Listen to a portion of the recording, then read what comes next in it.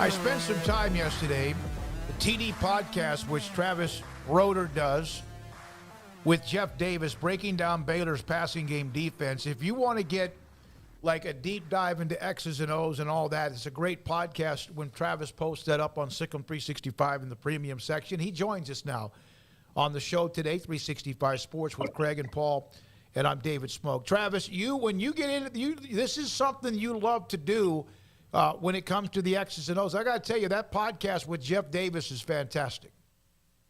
Well, first of all, I just want to say I feel like I'm officially like a real radio guest now. I'm doing this on my way home from work in the car. I feel like that's kind of a rite of passage. But yeah, honestly, if any listeners, if y'all want to check it out, I greatly appreciate it.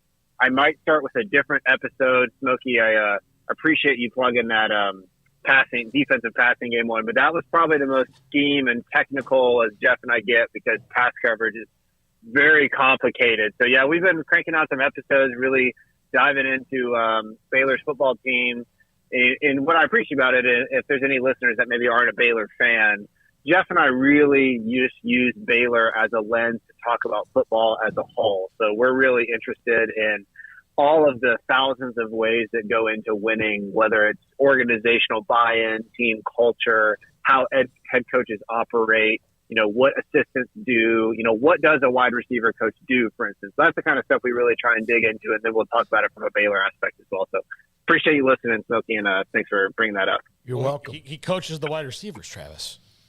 Done. Well, yeah. Okay. All right, Paul, why don't you get out there and do it? No, but there are some of those things I think people know, and then sometimes what things have you found are overrated or underrated that people talk about? Like, you'll hear fans be like, "Yeah, we definitely need a new running back coach because he's a problem," but maybe it's not really that.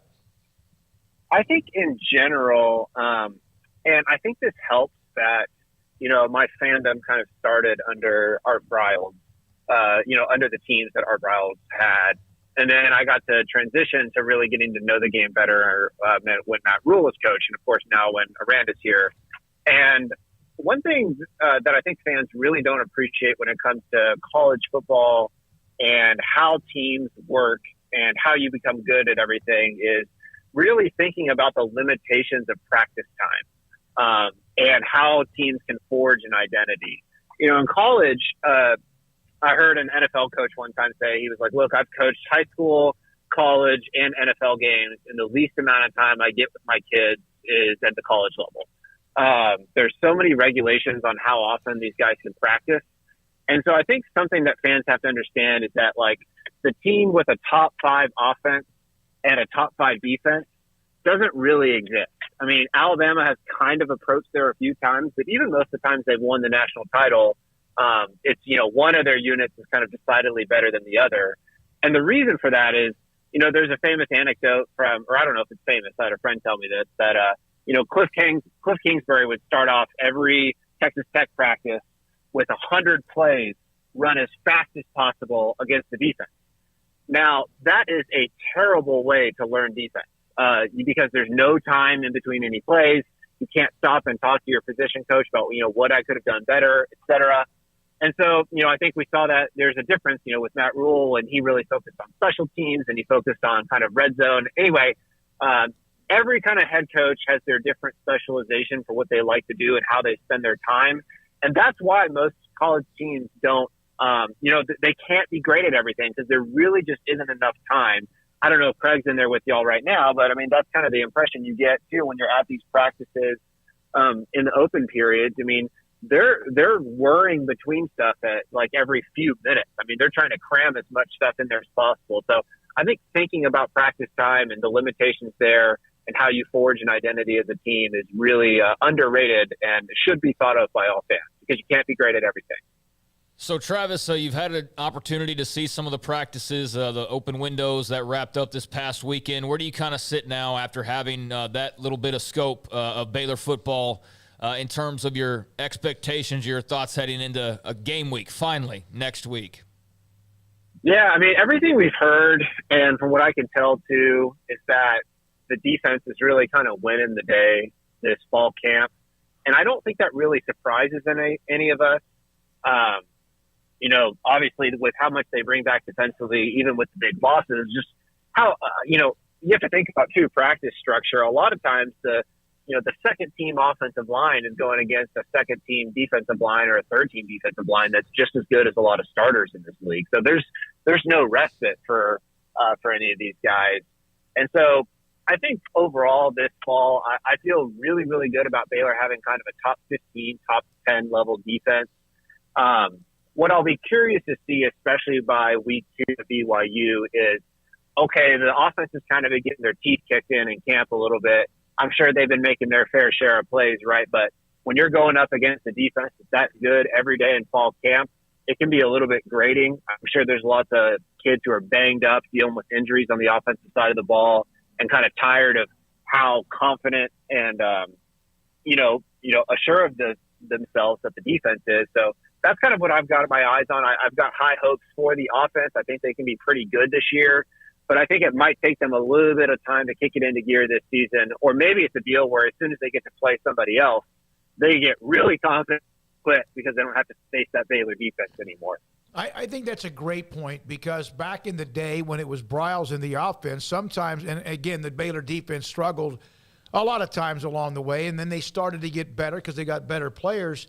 But I think that you're right. You can almost like lose your confidence when you go against something that's so dynamic. And in this case, you hear about that when somebody's facing an offense that's dynamic, but it's different when you're placing a defense. And all of a sudden, you might be a lot better than you think. Right. I mean, you can think about it. There's so many different examples you can use, but, I got to ask Dave Aranda a question the other day, and I was asking about the young defensive backs, because one thing we saw, and I think this was really typified in that BYU game last year, is that BYU couldn't do anything on the ground. I mean, nothing.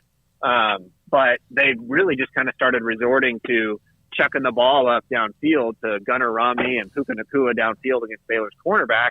And Baylor's corners didn't look too great. So I asked Dave, I said, how are the corners looking? Are they improving in that area of the ball, playing the ball downfield?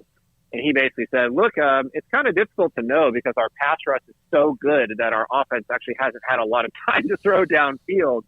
And I don't really think that's necessarily a big slight against the offense, because I think we know that Baylor's pass rush is going to be absolutely dynamic this season. So that'll be something I think that we'll see is like, all right, how many times has Chapin actually had to kind of load up and launch the ball downfield this fall?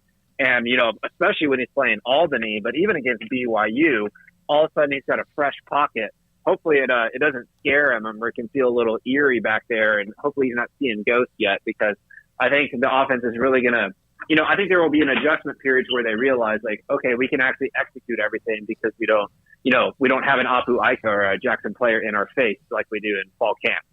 So you and I discussed this a little bit, and Dave Aranda, I asked Friday, the last time we'll get to visit with him until I guess a week from today, game week, about Squirrel Williams was not a part of the scrimmage.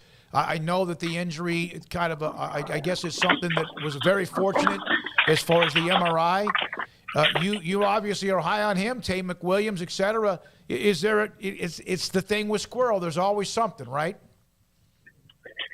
I know it. Honestly, though, I was kind of frustrated, or not frustrated, but, when we broke that news on 365 that had happened, fans were kind of, here we go again. And I don't necessarily blame fans for that reaction, right? But, there was as Dave said in his press conference, there was a 24-hour period there where they did the MRI and they had to wait for the results. He said they were very prayerful. And, I have to imagine Squirrel, I think we all have incidents in our life where a night of sleep can be pretty tough based on what had happened that day before, with anxiety about what's going to happen in the future. I just can't even imagine what that night was like for him. So I'm honestly, at this point, I'm just kind of elated that he didn't have a season-ending injury, and it seems like he'll be back within a week or two. Because, I think he deserves it, like I said, like we talked about last time, who knows what's in the future for him as far as his long-term career. But I think this kid deserves at least one full year. Does that mean he's going to be healthy every game this year? I don't know. But, man, I want to see it. I think every Baylor fan, and honestly, if you're just a football fan, for me as a Big 12 fan, football fan, I don't want to see Deuce Vaughn hurt. I want to see what that dude can do in his last season in college.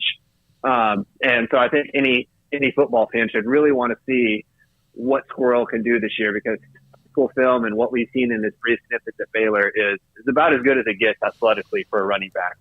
They have a lot of players on the roster that have teased us. Or teased the fan. Squirrel Williams, Josh Fleeks at times, Jalen Ellis, Gavin Holmes. And you'd like to see all of them get an opportunity to actually show what they can do when they are healthy. Travis, every Friday just after 5 o'clock, we appreciate you. Thank you for your time. I appreciate it, Smokey. Every Monday, after 5 o'clock, I don't know if I said that right, Travis will join us, SicEm365 college football analyst. Garrett, let's Jacob,